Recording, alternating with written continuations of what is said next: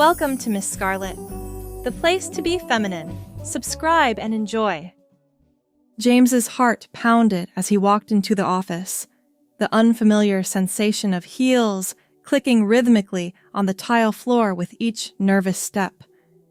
He kept his eyes downcast, not daring to meet anyone's gaze directly, terrified they would somehow know his secret. Safely reaching his cubicle without incident, James sank into his chair with a shaky sigh of relief. He rolled forward, ensuring his lower half was completely hidden under the desk before finally booting up his computer to start the day. The morning passed uneventfully as James lost himself in the minutiae of spreadsheets and emails. For a while, he almost forgot about the pair of shiny black pumps adorning his feet. That is, until nature called and the bathroom beckoned. James froze, cursor hovering over his screen. Going to the restroom would mean standing up and walking across the office in full view of all his coworkers. Though his pants were long and baggy enough to mostly conceal the heels, there would still be a definite change to his gait and stature. Trepidation swirled in his gut. After debating for several long minutes, James ultimately decided he couldn't hold it any longer. Taking a deep, fortifying breath, he slowly pushed back his chair and rose to his feet. The heels felt wobbly and precarious after sitting for so long. James took a few tentative steps, willing his ankles not to buckle, before making his way down the aisle as casually as possible, while keeping his eyes lasered on the carpet in front of him. "Morning, James!" A cheerful voice suddenly piped up. "Whoa, did you get taller overnight?" James's head snapped up to see Tracy, the receptionist, smiling at him with a playful twinkle in her eye. His mouth went dry. Of all people to run into, why did it have to be the office gossip queen? "Oh, must just be these new ... insoles I'm trying out," James sputtered, face burning. "You know, for better ergonomics and stuff." Tracy locked her head. "Huh, I didn't know they made insoles that tall. Your walk seems a bit different, too. Are you feeling okay?" "Yep, right as rain," James said quickly. "Well, gotta run. Have a good one, Tracy." He hurried off before she could question him further, his heels clacking much louder than before in his haste. James could feel Tracy's curious gaze boring into his back until he rounded the corner out of sight. In the privacy of the single-occupancy bathroom, James leaned his forehead against the cool metal stall door and groaned. So much for flying under the radar. Tracy's radar had definitely been pinged, and he knew it was only a matter of time before the whole building was abuzz with gossip and speculation. James did his business, and then lingered as long as he dared, dreading the walk of shame back to his desk. When he finally worked up the nerve to emerge, he saw with dismay that most of his colleagues were now trickling back from their lunch breaks. The office was a hive of activity. Keeping his head down, James scurried toward his cubicle as fast as the painful pinch of too tight heels would allow. Almost there. Just a few more feet, and he could hide away again. He was so focused on his destination that he didn't notice the stack of folders someone had left sticking out into the aisle. Until the stiletto caught, and James went sprawling spectacularly to the ground with a startled yelp. Folders and papers flew everywhere as he face-planted into the rough office carpeting. Dazed, James rolled over with a pained grunt to see a ring of shocked coworkers gaping down at him, and more importantly, at the very obviously feminine black pumps now on full display where his pants leg had ridden up. A long, awkward beat of silence stretched out as James felt his entire body flood with the heat of utter humiliation. He scrambled to his feet, wincing as pain shot through his twisted ankle. "James, are you wearing high heels?" Kevin from accounting finally asked, voicing the question on everyone's minds. James opened his mouth, desperate to think of some remotely plausible excuse or explanation. but the throbbing ache in his ankle and the complete mortification muddling his brain rendered him mute.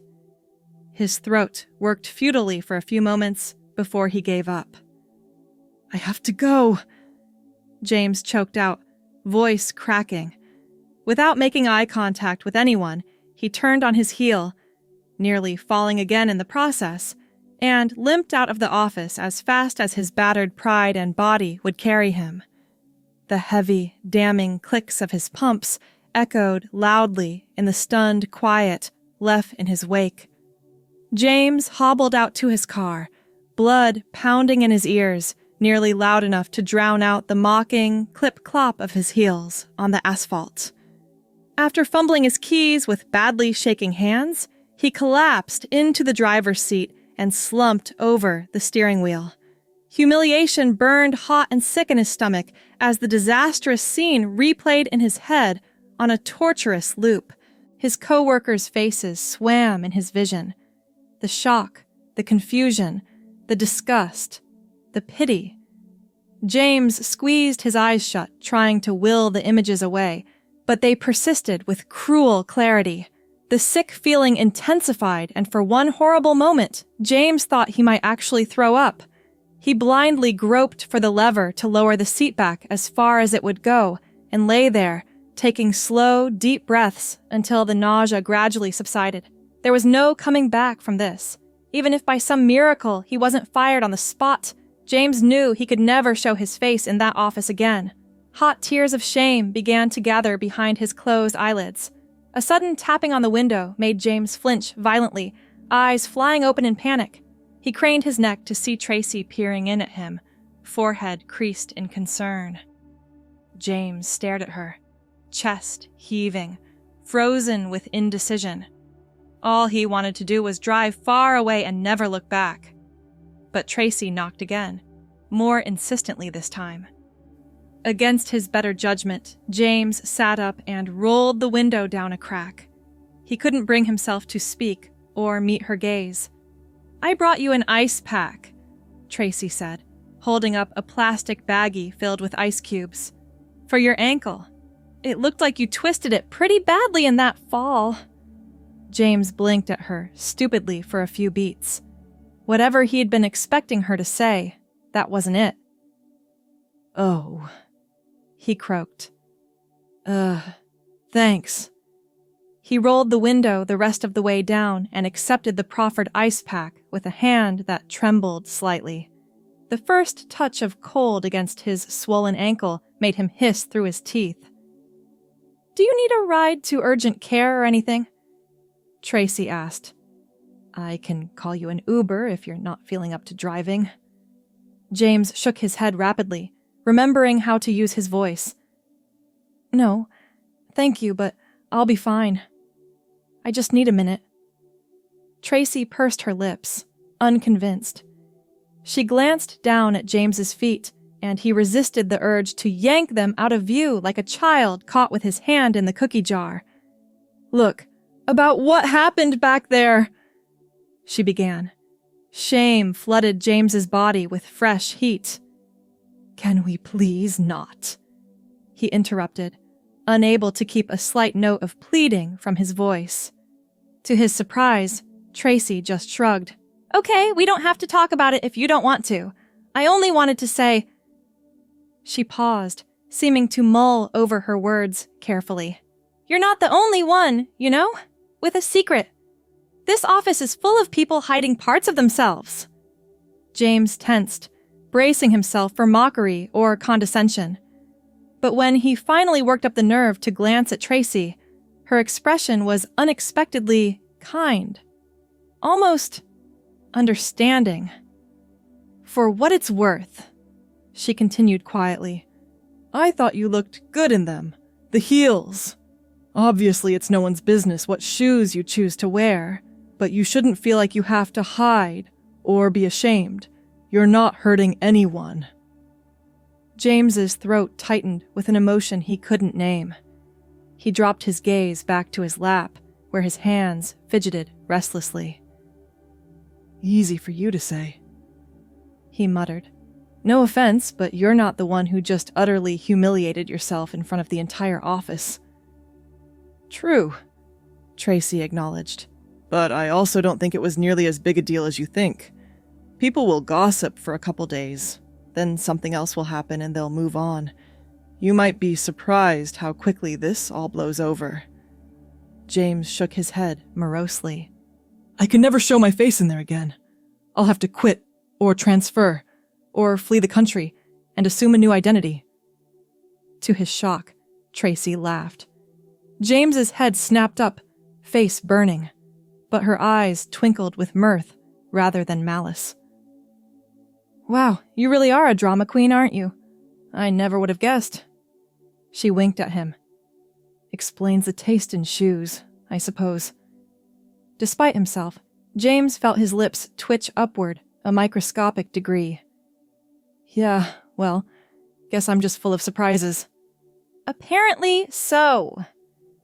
Tracy smiled at him again, then straightened. Well, I should get back inside. Let me know if you need anything else, okay? And James? She waited until he met her eyes to continue. Seriously, don't let this scare you into hiding who you are. The world could use more surprises like you. With that, she turned and walked back toward the building entrance. James stared after her retreating form for a long moment before letting out a deep exhale. He gingerly flexed his ankle, relieved to find the sharp pain had faded to a dull ache. In another few minutes, he'd probably be okay to drive. And then, what? Go home, call in sick tomorrow, and start looking for a new job? Part of James was still sorely tempted to take the coward's way out. But a bigger part, the part that had dared to wear forbidden heels to work in the first place, balked at the idea of retreating so easily. It whispered that maybe, just maybe, Tracy was onto something, that after the initial scandalized thrill wore off, his colleagues would find something new to cluck their tongues about and forget all about James's footwear faux pas. Besides, a dark corner of his brain muttered, if he was already the water cooler laughingstock, what more did he have to lose? They'd all seen him in heels now. The jig, as they say, was up. There was a strange freedom in that, James realized. The freedom to wear what he wanted without fear, because the worst had already happened. He'd been caught and exposed, and yet the world continued to turn. The sky hadn't fallen. Maybe it was time to stop living in dread of discovery and just be himself. Heels and all. Decision made, James put his car in reverse and pointed it toward home. He'd take the rest of the day to rest his ankle and shore up his nerves. But tomorrow he'd march back into that office with his head held high. And if anyone had anything to say about his choice of footwear, well, he had a feeling he could handle it. The next morning dawned bright and early, and with it a resurgence of James's anxiety. He stood in front of his closet for a long time, the black pumps sitting innocuously on the floor, almost taunting him with their presence. It would be so easy to shove them into the back of his closet, so easy to pretend yesterday had never happened, to slink into work in his usual nondescript Oxfords and hope everyone else would play along. James knew it was the safe choice, the path of least resistance. And for a moment, he wavered, but then he remembered Tracy's parting words to him. How she'd urged him not to let fear scare him back into hiding. He thought about how miserable and stifled he'd felt all these years, constantly policing his every move and censoring his true self. He was tired of living that way. And maybe it was reckless, maybe it was crazy, but James decided he was done playing it safe. He was done being a coward. Before he could second-guess himself again, James scooped up the heels and put them on. The shiny, black leather molded to his feet like a second skin. The added height making him feel powerful, invincible even. He threw on his sharpest suit and spent a little extra time on his hair. If he was going to make a statement, he figured he might as well make it a fashion statement. James faltered briefly when he got to the office parking lot, suddenly assaulted by mental images of the walk to his desk in front of countless gawking coworkers. Maybe this was a mistake. Maybe he should have eased into it with a slightly subtler shoe. As if on cue, James's phone buzzed with an incoming text from an unknown number. Frowning, he opened it. "Knock 'em dead today. Remember, you've got at least one ally in the office. Kick up those heels and keep your pretty chin up." 'Tis a slow smile spread across James's face as he read and reread the message. He should have known Tracy would somehow have his number already. That woman's information network was truly unparalleled. Bolstered by her words of encouragement, James squared his shoulders, tugged on his suit jacket, and walked in. Predictably, an immediate hush fell over the building as James made his entrance. He felt the weight of countless stares burning into him as he strode toward his cubicle. Out of the corner of his eye, he saw jaws dropping, eyes widening, head swiveling to follow his path. Someone to his left actually did a full-on spit take with their coffee. James held his head high and continued walking, willing his racing heart to slow. His heels rang out loudly in the otherwise dead, quiet office.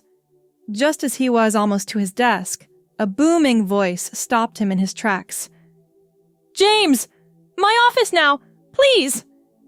Mr. Davis, the head of HR, stood outside his door with an unreadable expression. James gulped and changed course, trying not to visibly shake as he crossed the room. Mr. Davis shut the door behind them and gestured for James to take a seat. James did, discreetly wiping his sweaty palms on his pants. "You wanted to see me, sir?" "Yes." Mr. Davis steepled his fingers and regarded James over the rims of his glasses. "It seems there was quite the disturbance yesterday, involving you." James fought the urge to squirm under that penetrating gaze. "I'm aware, sir, but I can I don't need an explanation." Mr. Davis cut him off. "What you choose to wear is your business. I'm not here to police anyone's personal fashion choices." James blinked. "You're not?" "No. As long as it doesn't violate the terms of our dress code, which..." He made a show of flipping through a manual on his desk. "I don't believe heels do, for any gender." Mr. Davis fixed James with a stern look. "I called you in here because I wanted to make sure you're not being harassed or discriminated against. This is a zero-tolerance workplace for that kind of targeted behavior." James was stunned. Whatever he'd been expecting. A show of support, wasn't it? No, sir." "No one's overtly harassed me. I mean, yeah, people are obviously talking, but that's to be anticipated." "Good." Mr. Davis nodded crisply. "See that it stays that way. My door is always open if you encounter any problems. You're a valued employee, James. Don't let some close-minded busybodies push you out." "Thank you, sir," James said, a bit dazed. "That means a lot." "Yes, well, as you were then." Mr. Davis waved a hand in clear dismissal. James rose and made his unsteady way back to his desk. His mind was a whirl as he tried to process the surreal turn his morning had taken. As he approached his cubicle, James noticed a splash of color that hadn't been there before.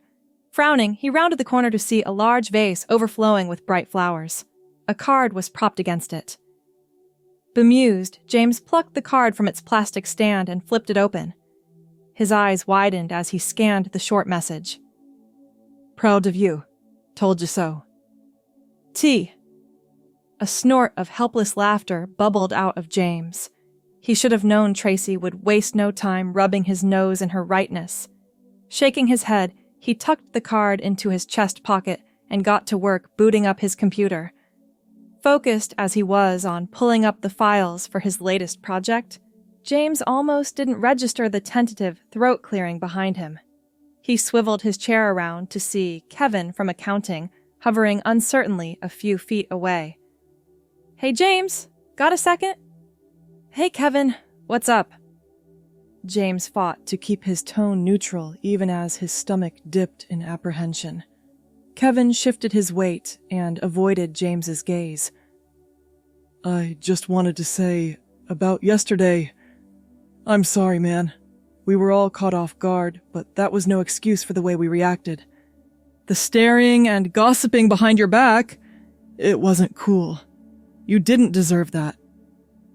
James was speechless.